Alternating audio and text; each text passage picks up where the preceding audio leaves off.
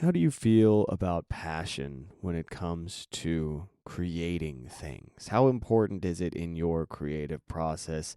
Is it what got you into making things? Do you feel it? Do you connect with it a little bit each time you make something? Do you have to feel it in order to start working on a project? Where is its role in your process? These are the sorts of questions that I want to explore today. And this is going to be one of my less structured and clear and concise episodes, and one of my more question driven, kind of philosophical, trying to understand what is the nature of this thing in my creative process episodes. So I hope that you're into that, because we're going on this journey today. This is Game, Develop, Repeat. I'm your host, Chris. Thank you for joining me.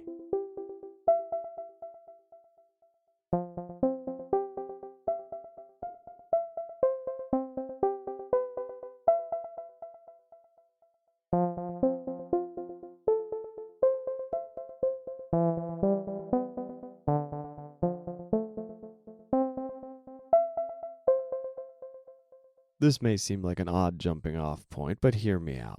I recently watched an anime called Blue Lock. It is a show about soccer and trying to become the best striker in the world. Right? It is a interesting anime, and it explores the concept of ego a lot, like being super egotistical, rather than focusing on like team sports and community and everybody working together as a team. And it's kind of approaching skill development and progress and getting better at things from a different perspective than I attempt to approach it from, and that's why it was very interesting for me.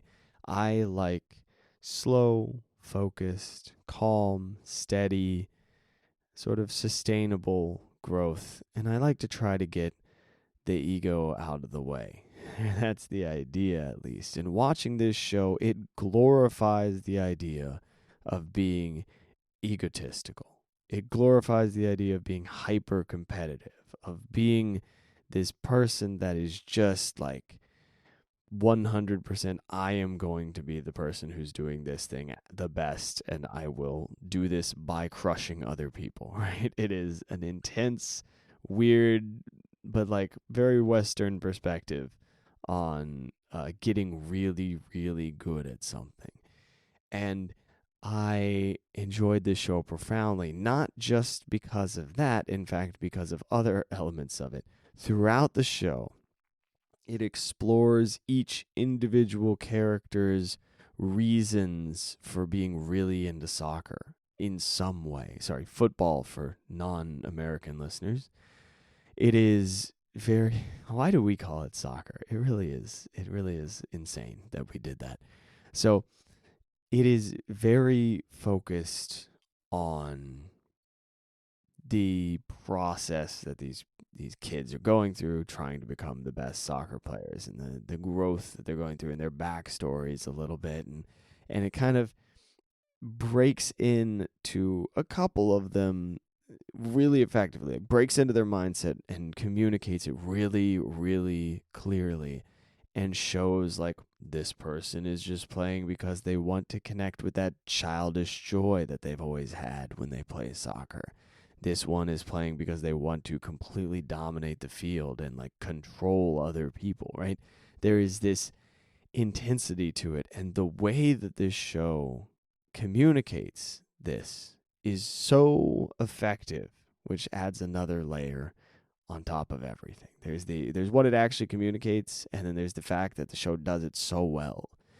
And between those two things, I found this to be an incredibly inspiring and interesting show, which I have not yet fully digested. Right? I'm looking at it and going, what did I like so much about this character? What is it that drew me to this particular thing? What is it that this reminded me of in my own life? Because I can't just consume a piece of media and walk away from it. No, I consume a piece of media and then it consumes me for a while, and I go, okay, how does this connect? What is going on here? Why did this mean so much to me?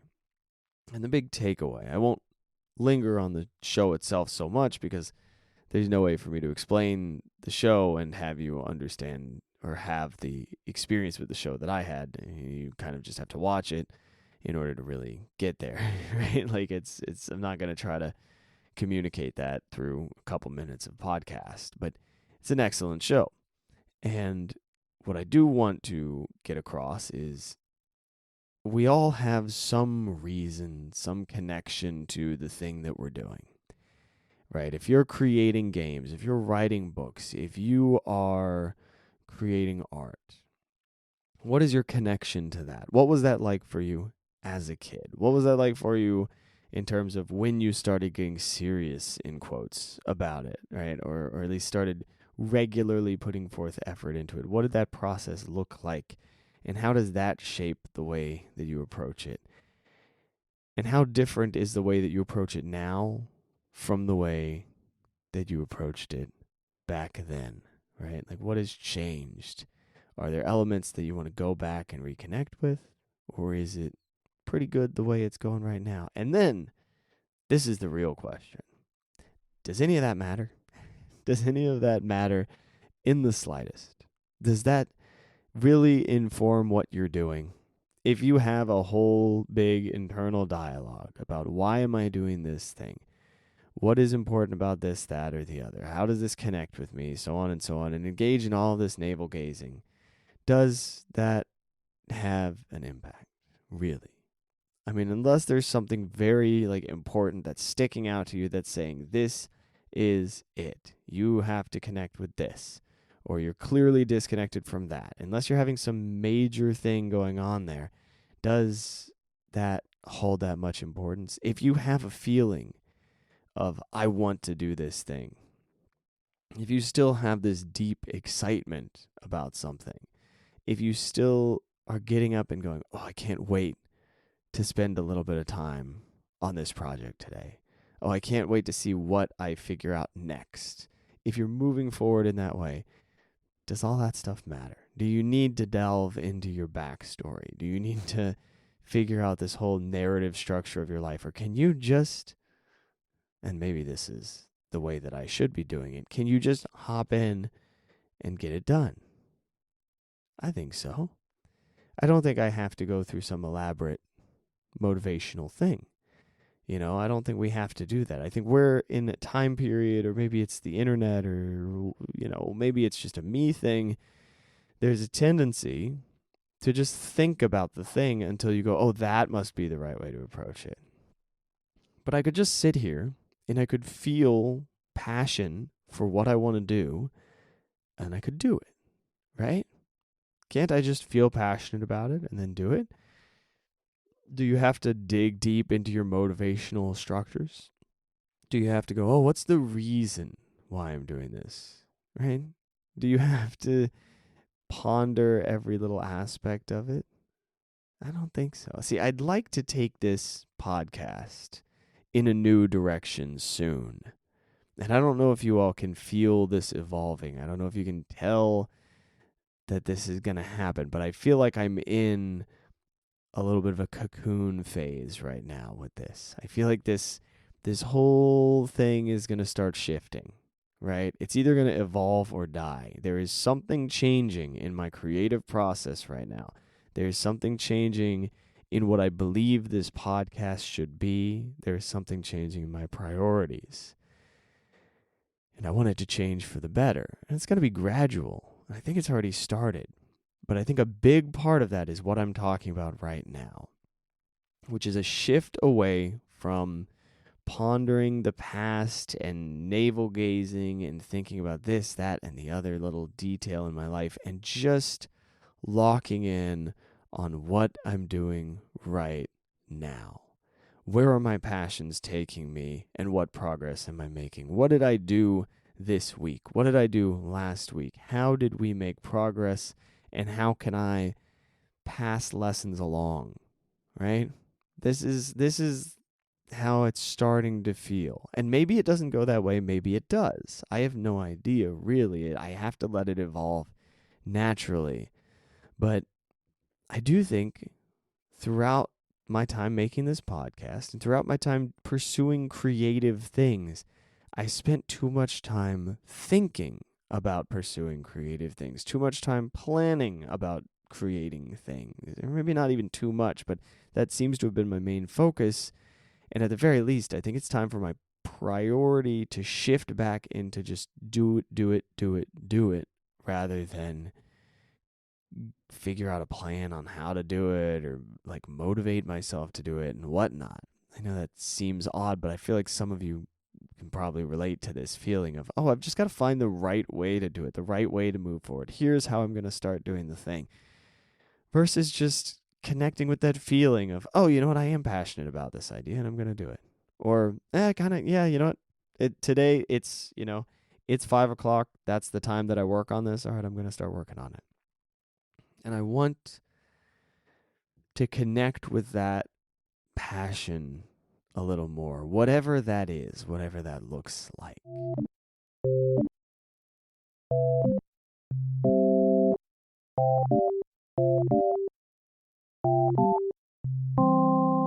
Here's another angle to consider on the topic of passion. I don't know that the feeling of passion is something that you will get every single time that you sit down and start working on a project, right? I don't know that you will have all of the emotional sensations that come along with I'm passionate about this project every time, right? I think sometimes it'll hit, sometimes it won't. But the long-term, sustained, kind of mild, I'm going to keep doing this because I love doing it, that gentle amount of passion that doesn't keep you completely and totally engaged, but makes you go, yeah, I'm still committed to this. I'm going to keep working on it. This is important to me. I think that matters and is worth cultivating to some extent. That's my theory, at least. And I think that just having a time and a place for working on that thing can help cultivate that, right? Because if you have to find a time and a place, that makes it a lot harder, right? But if you have every week at this time, boom. Every other day at this time, boom, done, right? Then you're at least connecting with it, and then you can check in with yourself and go, how is this going? Is this going how I want it to or not? I saw a clip recently of an interview between Stephen King and George R.R. Martin. And I ran into this, I think, because people were, flexing on George R.R. Martin and wanting the book to come out and being like, why isn't this out yet? And so on and so on. Okay, cool. Fine. Fair enough. I have weird opinions about that, by the way. I'm very far on the side of the person who is creating the thing just gets to decide when it's done. And if it never gets finished, it never gets finished, because that is the reality of life, right? That is, whether or not we like it, if the person creating the book can't get there or isn't going to get there in the time that other people want them to get there, that's tough cookies, right? That's what it is. There you go, right? And it's their project, and they get to decide what happens, right? I have a weird angle on that one. I think a lot of people would disagree with me if they got into a deep conversation about unreleased novels and whether or not the author owes it to their audience to finish it in a certain time frame and blah blah blah. I would have a very author centric perspective that a lot of people would probably disagree with, right? Because I'd be like, yeah, well, I mean, they're the one making it, so it's up to them. And I don't know that that's the most considerate perspective, and I don't know that everybody would agree with me, but that's where I'm at with it, because I've made things, and having a bunch of people breathing down your neck doesn't exactly help the creative process. So I really feel for anybody who's on that kind of a deadline with that kind of an audience sitting there staring at their every move.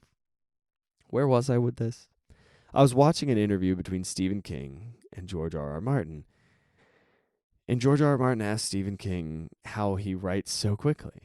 He was like, how do you write so much so quickly and so often? And Stephen King basically was like, well, I write 6 pages a day. He's like, that's the deal. If I have a book that I'm working on, I write 6 pages a day. And that's it. Done. Boom. And I like that. And I'm trying to relate to that in game dev in some way, and thinking about it and going, what is the game dev equivalent of I sit down every day and I get this much done? I don't know what that is. Like for specific sections of game dev, you can go, okay, I make this many sprites a day, right? Okay, I get this much. Lines of code is a bad measurement. Lines of code is a really bad measurement. But like, you can't really say I get this many features done in a day, right? Like it's harder to give a direct measurement when it comes to the programming stuff. But the writing, you could totally do that, especially for like a rough draft of things. Boy, yeah, you can rip through the writing, the story writing side of things. But I find myself trying to find a way to create an accountability system that just says, hey, look, stop looking at whether or not you're feeling it today and the passion and this and that and whatever. Stop digging so deep into all of these little details of every little thing that you create and just get a whole bunch done. And then eventually the whole bunch of stuff that you get done will be better. I've thought about doing tiny little games, weekly projects, so on and so on and so on. And this is kind of the direction that I want to move in. I want to get more practical with my creations, right? I don't want to do this thing where I'm just sitting around and meandering and going, what do I oh, well, I really love making games. How am I going to make the best game? How am I going to work on this game the best way? How am I going to do this, that, the other? I want to go, look, I'm passionate about it. I'm just going to do it. I'm not just going to sit here and go, oh, I'm passionate about it. Because eventually that just burns out. All passion and no creation is just it's a match that you let burn to the end of the match, and then there you go. That's all you got. You never started making something. You never added any fuel to the fire. You're done. Now, it's not the only way to add fuel to the fire, but I think, generally speaking, very broadly, right? We'll just take a huge overgeneralization here. Just making stuff adds fuel to the fire, helps you manage the fire, gets you in the right place, gets you going, gets you figuring out how to manage the fire. You can listen to 100, 200 videos, audiobooks, read dissertations. You can do whatever you want to try to understand the act of creativity and maintaining a passion and developing discipline and whatever else it is that you want to dig into, right? You can just learn as much as you want about this topic. And I don't think it'll teach you as much as just doing it. Just on a small scale, creating things and seeing where it goes and paying attention and learning from yourself.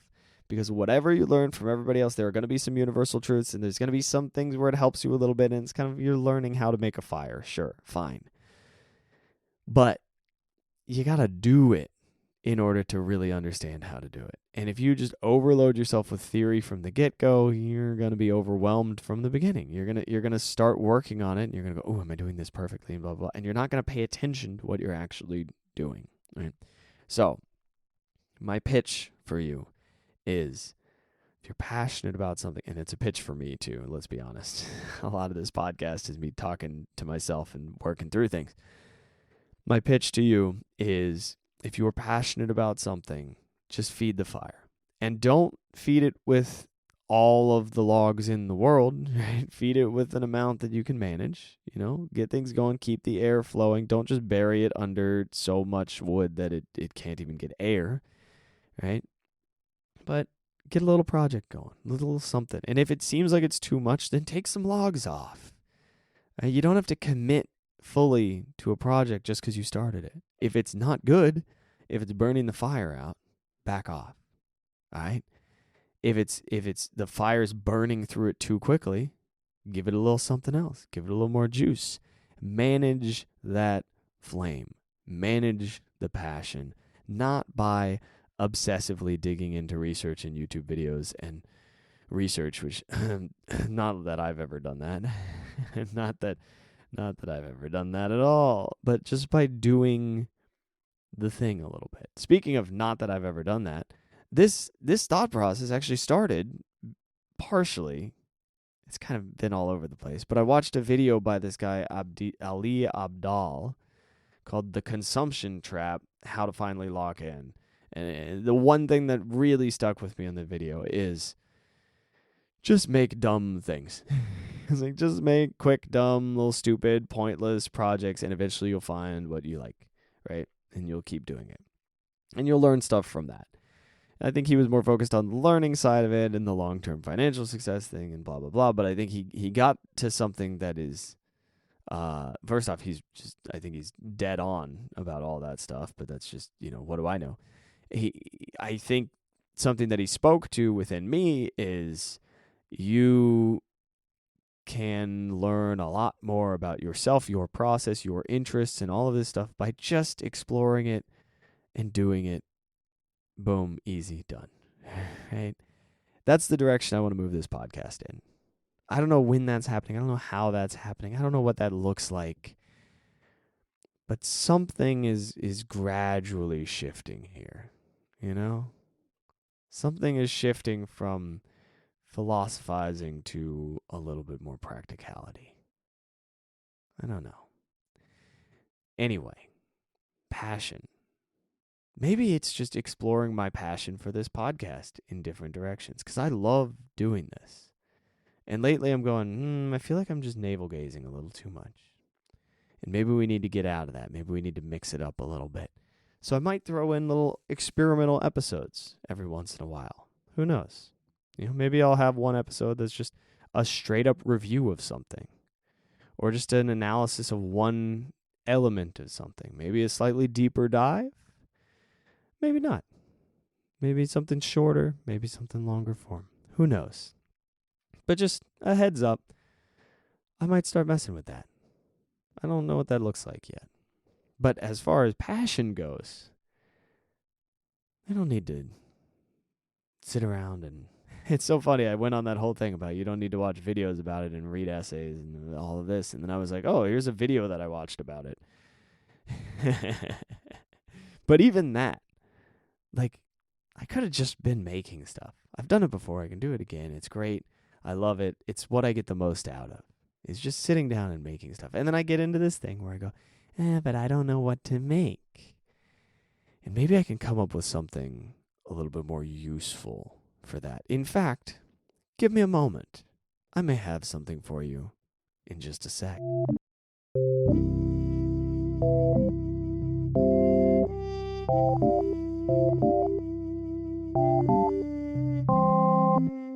Okay, I've got something for you. It is a prompt generating thing, okay? I used to do a challenge with my brother. I would say, hey, give me like an adjective and a noun. Give me a sentence. Give me something very brief, and I will make a piece of music about it, right? So he would be like rampaging bunnies, and then it's got an evocative image right there already, right? He gave me like Navajo graveyard, and I was like, okay, that gives me a whole flavor for the song immediately and a mood and whatever else, right? He gave me like a misty night, right? He gave me these little lines where I went, okay, I can make a song about that. Boom, done, right?